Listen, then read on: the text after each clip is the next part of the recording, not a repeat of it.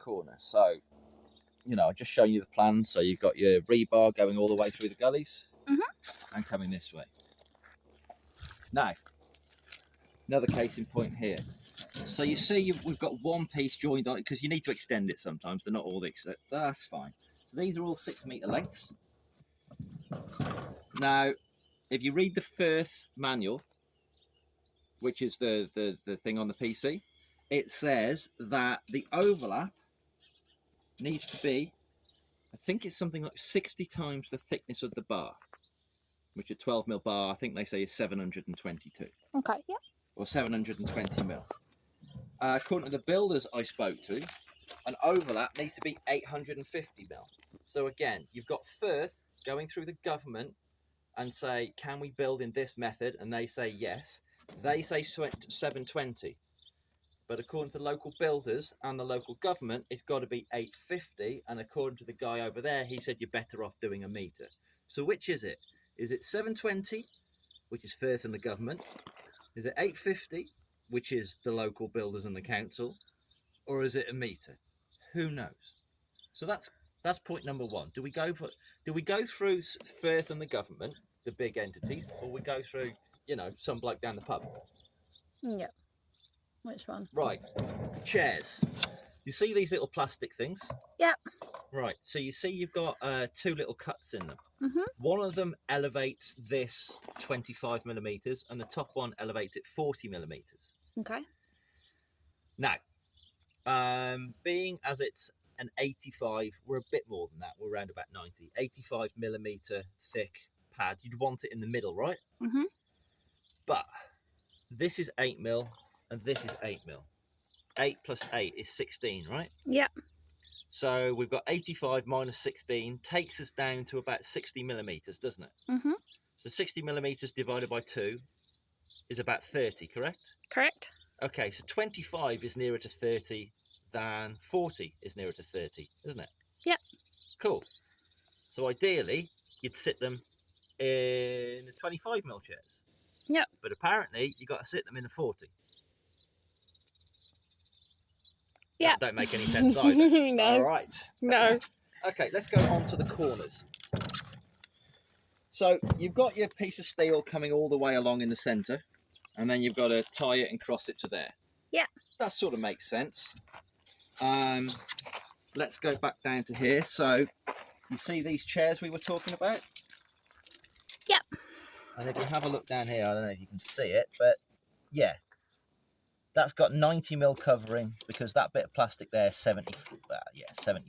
Yeah, I see that. Okay, so it's 75mm. So this is supposed to sit parallel with this because you need your 75mm cover, according to Firth. But according to everyone else, you only need 40. 75 and 40 is a big difference. There's a different number. Not that he's going to make a huge... I mean, it's a big fucking slab of concrete. It shouldn't go anywhere.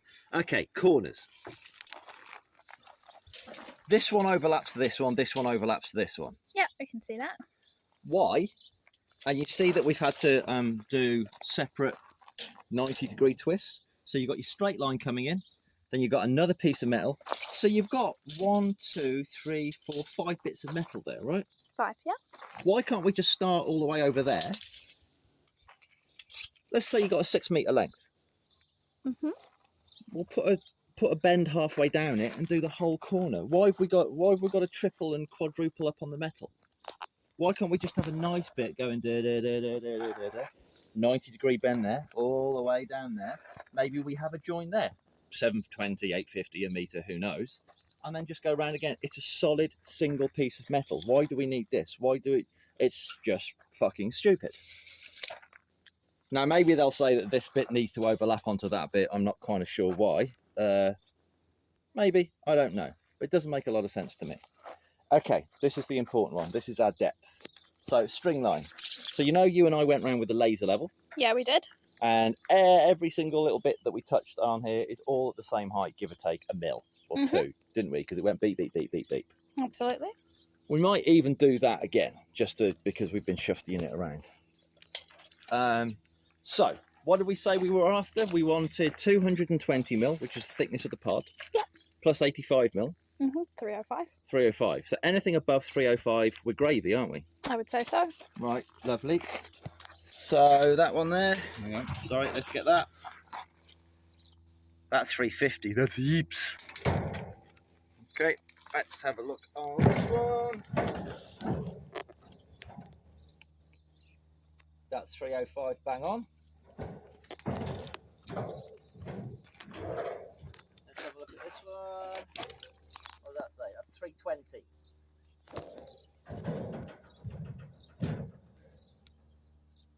That's 320.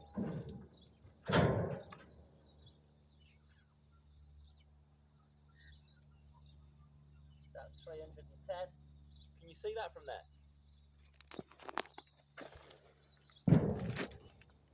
Yeah, what's your phone?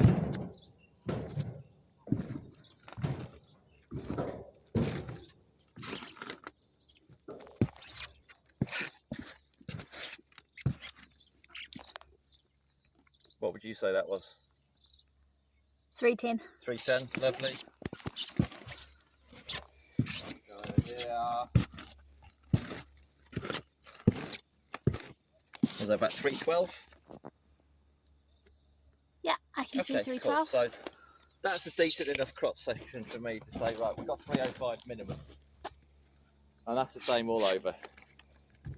Hang on, you still filming? Yeah. Cool, let's just go this one. That's on the corner there, that's sitting on the top there. And this one is... That's over 320, isn't it? I can see over 320, yeah. Cool, so we've got heaps, we've got extra concrete, which I don't think is a bad thing. So that's that.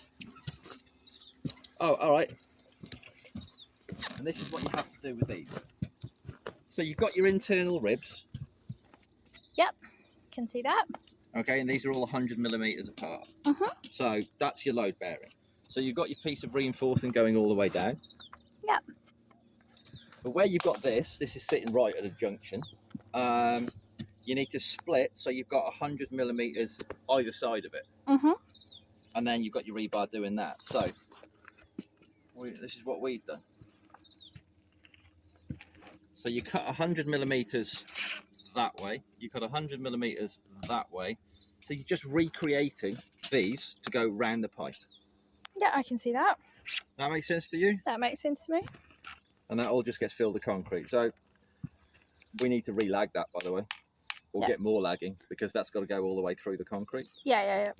I'll try and pick some up from ITM today.